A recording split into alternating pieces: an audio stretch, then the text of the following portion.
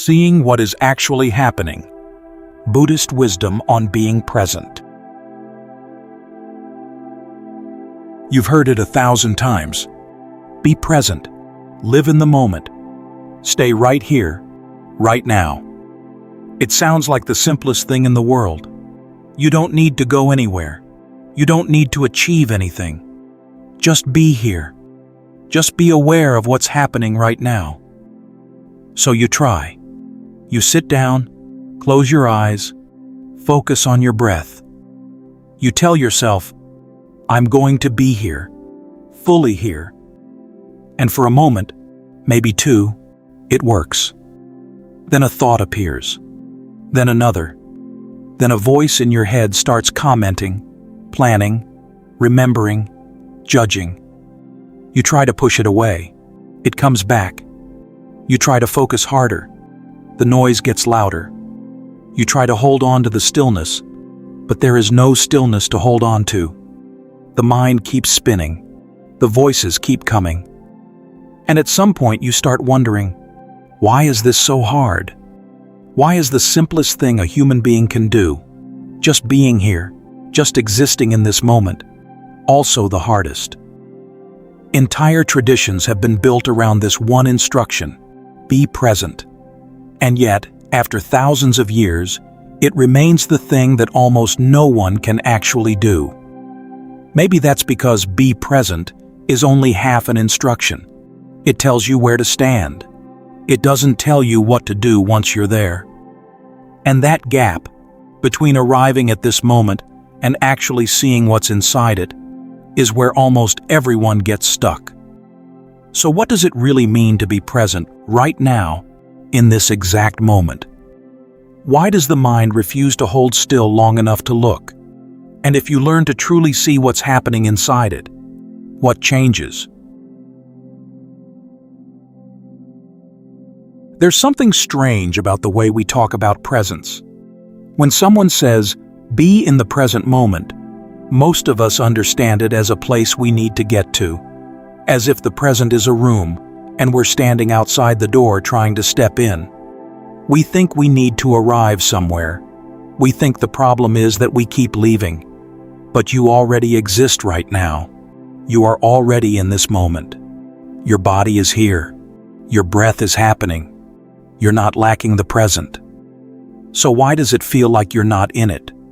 Maybe the problem is in the way we frame the question. Over 2,500 years ago, in the Asuttava Sutta, the Buddha made an observation about the mind that still sounds strange today. Your body, he said, can last decades, 10 years, 20, even 100. The mind is nothing like that. But what we call the mind, what the texts call Citta, Mano, Vijnana, this thing arises as one thing and ceases as another, all day and all night. Not slowly, not over years, not over months, constantly. One moment of consciousness appears and it's already gone. Another takes its place. That one vanishes too. The Buddha compared it to a monkey swinging through the forest, grabbing one branch, releasing it, grabbing the next, never pausing long enough to decide which branch to take. That is simply its nature. And this is the key. The mind is not a single continuous thing that is running away from the present and needs to be caught and brought back. The mind is a series of moments, each one arising and vanishing, replaced by the next. And every single time a moment of mind arises, it arises together with an object. The mind and its object appear at the same time as two faces of the same event. You cannot have a moment of seeing without something being seen. You cannot have a moment of hearing without something being heard. So when you sit down and try to think nothing, to empty your mind, to force it into stillness, you are asking for something that contradicts the very structure of how consciousness works. You're asking the mind to exist without an object. It will never work. And this is important, because most people walk away from meditation feeling like something is wrong with them. They sit for 20 minutes, the mind jumps to 100 different places, and they think, I don't have the discipline. I can't do this. There is nothing wrong with you. You witness the mind doing exactly what it does, arising, seizing an object, passing away, arising again, seizing the next. That is its function. The problem was never, how do I make my mind stay in the present? The mind doesn't stay anywhere. It arises, it grabs, it passes, and another arises to grab the next thing. The real question is different. What happens in that grab? What does the mind do with what it catches? And can you actually see it happening? There's a teaching called the Madhupindika Sutta that describes what happens inside a single moment of experience with a precision that still strikes me every time I return to it. The sutta opens with a scene. A man named Dandapani meets the Buddha and asks, "What does the contemplative teach?" The Buddha gives a short answer. He says he teaches in such a way that one does not quarrel with anyone in the world, and perceptions no longer obsess that person. Dandapani doesn't understand. He furrows his brow, shakes his head, wags his tongue, and walks away. Later, the Venerable Mahakaccana unpacks the teaching, and what he describes is one of the most detailed maps of how experience gets constructed. The chain runs at every sense door, every moment, without exception. The eye meets a visible form. Eye consciousness arises. The meeting of the three is contact. With contact as a condition, there is feeling. Something pleasant, unpleasant, or neutral registers. Up to this point, the description is impersonal. Things meeting, consciousness arising, feeling appearing. No one is doing anything. But then the text shifts. What one feels, one perceives. What one perceives, one thinks about. What one thinks about, one objectifies. Suddenly there's a one, a feeler, a perceiver, a thinker, where a moment ago there were only processes meeting each other. No one decides to have contact. No one chooses what to feel. But somewhere between feeling and perception, a sense of someone experiencing this slips in. And once that someone is there, the elaboration begins. And those elaborated perceptions circle back and assail that very person with regard to past, present, and future. The word Mahakaccana uses is samudakaranti, to assail, to besiege. The products of the mind's own elaboration come back and overwhelm the very person who produced them. This chain repeats identically for the ear, nose, tongue, body, and mind. Mahakaccana doesn't say it happens sometimes. This is the default architecture of every moment of experience. No one is exempt. Now think about what this means. When you say, "I'm looking at a flower," you think you're in direct contact with something real, right now. But by the time you have that experience, the mind has already run through contact, feeling, recognition, thinking, and elaboration. What you're experiencing isn't the flower. It's the finished product the mind assembled from the flower. And remember the monkey. The mind never stops seizing new objects. Every time it grabs a new branch, the entire assembly line fires up. Contact, feeling, recognition, thinking, elaboration. Grab a branch, the chain runs. Let go, grab the next, the chain runs again. This is why you sit in meditation for 30 minutes and the mind seems to jump through hundreds of objects. You're not distracted. You're watching the machine do what it was built to do. And here's what most people overlook. Mahakaccana says those elaborated perceptions besiege the person with regard to past, present, and future. Even what you're seeing and hearing right now has already passed through the assembly line. There is no raw present, waiting for you to arrive at. By the time you experience anything, the mind has already processed it, labeled it, and begun telling a story about it. This is perhaps the hardest thing to accept about this teaching, that the present moment, as you know it, is already a construction. You're angry at someone. You're certain you're reacting to what they did. It feels direct, obvious, undeniable. But trace back the chain. There was contact. You heard a sentence. There was feeling. Something unpleasant landed in your body. There was recognition. The mind labeled it disrespectful. There was thinking.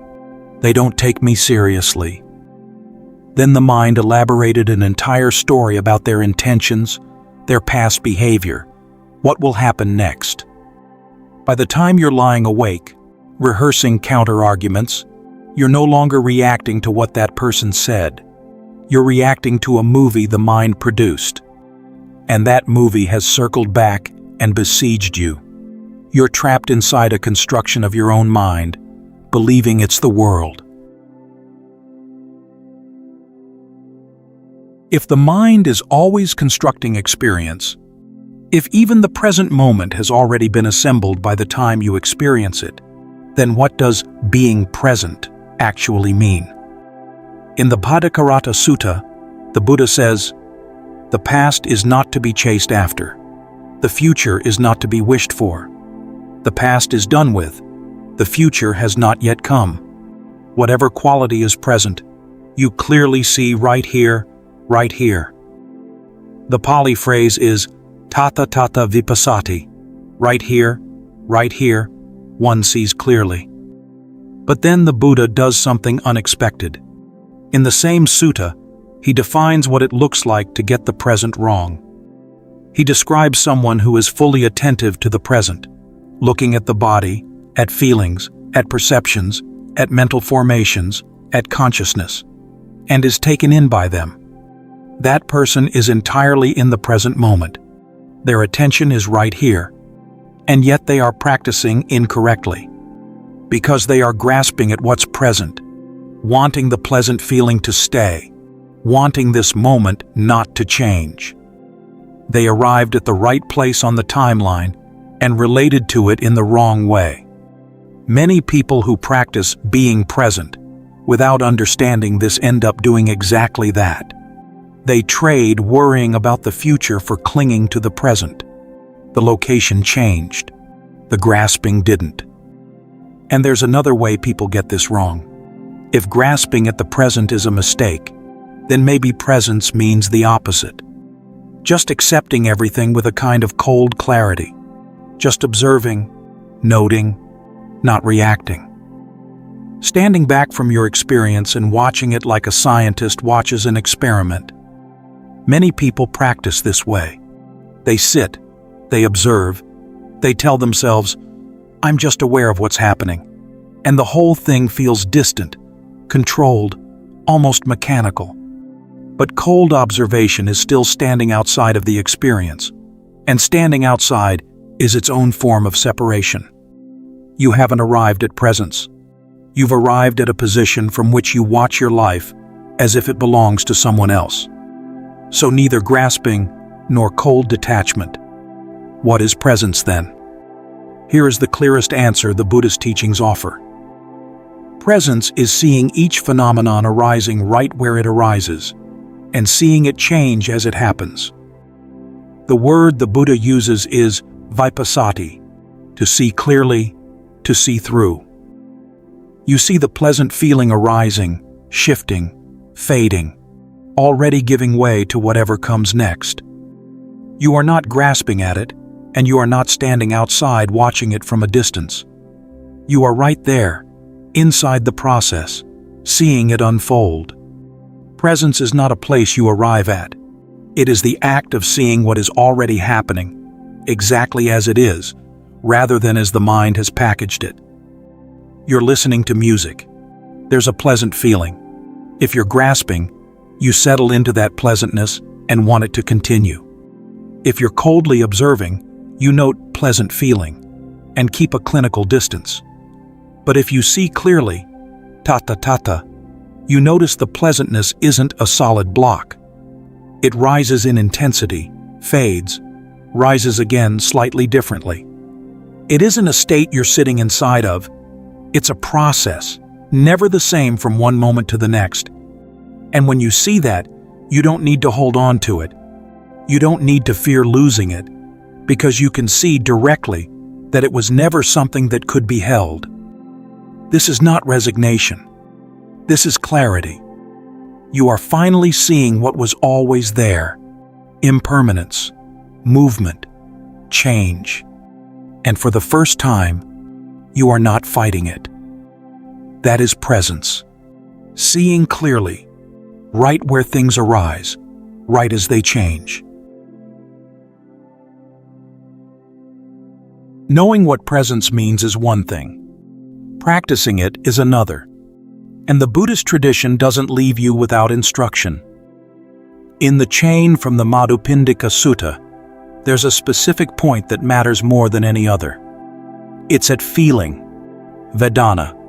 This is the fork in the road. Every time contact happens, feeling arises, pleasant, unpleasant, or neutral. This happens automatically, instantly, before any thought or decision. Feeling is the first moment where the experience registers as mattering, as being something pleasant to pursue or something unpleasant to avoid. And it's exactly here that the chain either runs on autopilot or gets seen for what it is. If you don't see feeling for what it is in that moment, the mind automatically moves forward. It recognizes, it labels, it thinks, it elaborates, and the entire construction runs to completion before you're aware of it. You only wake up inside the finished movie. The anger, the anxiety, the story that won't stop replaying. But if you can see feeling at the moment it arises, before the labeling, before the thinking, before the elaboration, then the chain doesn't have to run on autopilot. There's a gap, and in that gap, there is the possibility of seeing clearly. The Satipatthana Sutta, one of the most important meditation teachings in the entire Pali Canon, addresses this directly. The Buddha instructs, when experiencing a pleasant feeling, one knows, I am experiencing a pleasant feeling. When experiencing a painful feeling, one knows, I am experiencing a painful feeling. It sounds almost too simple, but if you try this for a single day, genuinely try to catch feeling at the moment it arises, you will discover something humbling. You almost never catch it in time. By the time you notice, the story has already been woven. You catch yourself mid-narrative, mid-reaction, mid-elaboration. The feeling came and went, and you only became aware of the construction that was built on top of it. This is why the practice matters. It is training to catch what you've been missing your entire life, the moment before the story begins. And with practice, you start to notice something. Feeling has a texture you never paid attention to. A pleasant feeling isn't just pleasant. It has a quality, a location in the body, an intensity that shifts from moment to moment. An unpleasant feeling isn't just unpleasant. It has a shape, a weight, a way it moves through you. When you start seeing feeling at this level, you realize you've been living your whole life reacting to something you never actually looked at. You've been reacting to the labels and stories built on top of feeling, while the feeling itself, the raw event, passed through unnoticed.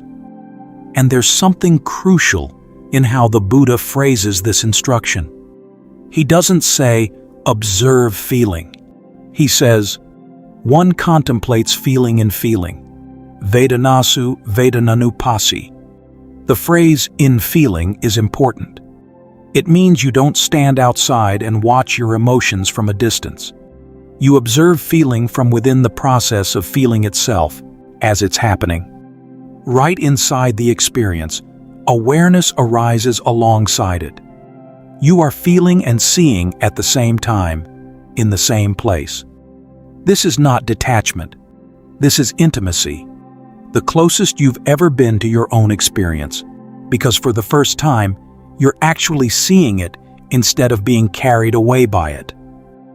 The Satipatthana Sutta also says that the practitioner observes the arising of feeling, the passing of feeling, and both the arising and passing of feeling. This is direct seeing, watching a feeling come into existence, watching it change, watching it disappear. Not thinking about it, not analyzing it, just seeing it move. The sutta then says something that might surprise you. Through this practice, the practitioner's mindfulness is established to the extent necessary just for knowledge and mindfulness, and he lives detached and clings to nothing in the world. These are the Buddha's own words. Notice what he's saying. The detachment is not forced. It is not a decision to stop caring. It is what naturally happens when you see, with your own eyes, that feelings arise and pass, that there was never anything fixed there to cling to in the first place. Go back to the Madhupindika Sutta. Go back to the word samudakaranti, to besiege, to assail. Every thought you've had about why someone treated you unfairly, every conclusion about what will go wrong, every judgment about yourself. These feel like the truth. They feel like facts about the world. But trace each one back through the chain. Contact, feeling, recognition, thinking, elaboration, and you find that every single one was assembled, constructed automatically, without your awareness, and then delivered back to you as though it were reality. You are besieged by the products of your own mind, and you have mistaken them for the world. When you begin to catch feeling at the fork, when you see the chain as it's running, the same thoughts may still show up, but they lose their weight. You can tell where the actual event stops and where the mind's addition starts. And once you see that line, the story can no longer hold you the way it used to. In the Bhattacharata Sutta, the Buddha describes what happens when a person sees clearly in the present. He uses two words, asamhiram, asamkupam, not taken in, unshaken. These are not descriptions of some advanced spiritual achievement that only monks in remote forests can reach. They describe what naturally happens when seeing is clear. Asamhiram, not taken in. When an unpleasant feeling arises and you see it arising, when you watch it changing moment to moment, you don't automatically chase the story the mind is constructing. You can see the feeling is already changing. There is nothing solid enough to grab you and pull you along. It's like watching water flow past. If you see it flowing, you don't reach for it. There's nothing to hold. Asamkupam, unshaken. You have stopped placing your center of gravity on something that is constantly shifting. Someone standing on solid ground doesn't need to struggle for balance. Someone whose center of gravity rests in the seeing, in the awareness that watches the chain, stays steady, regardless of what the content does. Pleasant, unpleasant, painful, joyful. The content shifts, and the seeing remains. And this is where something becomes clear that changes the way you relate to your entire life. Most of what makes you suffer, if you look at it honestly, is not the event itself. It's what the mind built on top of the event. The event happened, and it ended. But the mind kept building. Interpretation, prediction, judgment, a version of reality heavier and more permanent than anything that actually occurred. That construction is what besieged you, long after the event itself was gone. Think about any period of prolonged suffering in your life. If you're honest, the event, the loss, the rejection, the failure, took a finite amount of time. What took months, sometimes years, was the retelling, the reinterpreting, the constructing of meaning upon meaning. That is what the Madhupindika Sutta is describing. That is what it means to be besieged. When you see this, something shifts. You don't need the circumstances around you to be okay in order for you to be okay. You don't need the situation to resolve or the pain to stop before you can stand steady. Because you can see that what you called the problem was, in large part, assembled by the mind and then presented to you as the entire world. And fabrications, once seen as fabrications, lose their solidity. They were never solid to begin with. What you used to call okay or not okay has been arising and passing this whole time, never standing still long enough to truly threaten you once you see it clearly. The Buddha called this teaching Madhupindika, a ball of honey. The name comes from the Venerable Ananda, who said that wherever a practitioner examines this teaching carefully, they would find gratification and confidence. Just as a man overcome with hunger, coming across a ball of honey, would find sweetness wherever he tastes it. And I think Ananda was pointing to something specific. This teaching doesn't give you a single insight in a single place.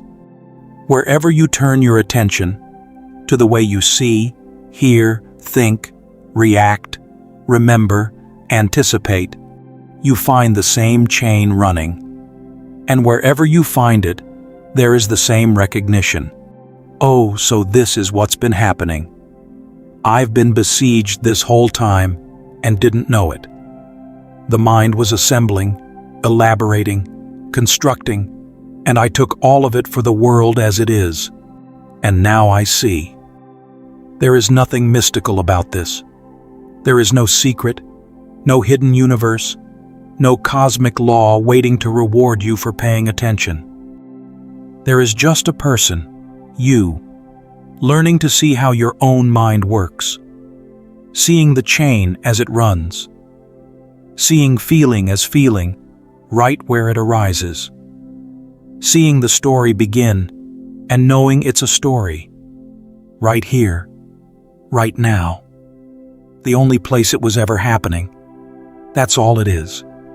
And that alone changes everything.